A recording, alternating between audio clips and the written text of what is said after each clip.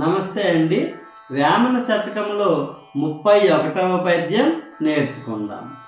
తామసింపచేయ తగదెట్టి కార్యంబు, తామసింపచేయ తగదెట్టి కార్యంబు, వేగిరంబు చేయ విషమయగును, వేగిరంబు చేయ విషమయగును.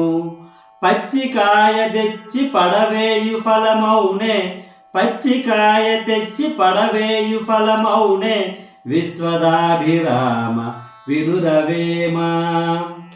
ఈ పద్యం యొక్క భావం చెప్పుకుందాం.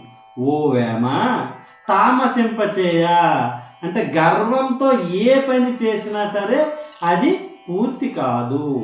వేగిరంబు చేయ విషమయగునే, తొందరపడి చేసిన, గర్వంతో తొందరపడి చేసిన ఏ పని అయినా విషంతో సమానం అవుతుంది, అంటే ఆ పని పూర్తి కాదు అని అర్థం.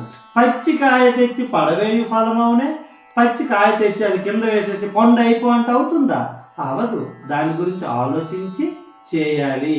ఏ పని చేసినా తొందరపడి చేయకూడదని ఈ పద్యం యొక్క భావము. పద్యము మరొకసారి చెప్పుకుందాం. తామసింపచేయ తగదెట్టి కార్యంబు, వేగిరంబు చేయ విషమే అగును. పచ్చికాయ తెచ్చి పడవేయు ఫలమౌనే, విశ్వదాభిరామ వినురవేమ. అందుకే నిదానమే ప్రధానము, దేనికి తొందర పడకూడదు అని ఈ పద్యం యొక్క భావము. థ్యాంక్ యూ పిల్లలు.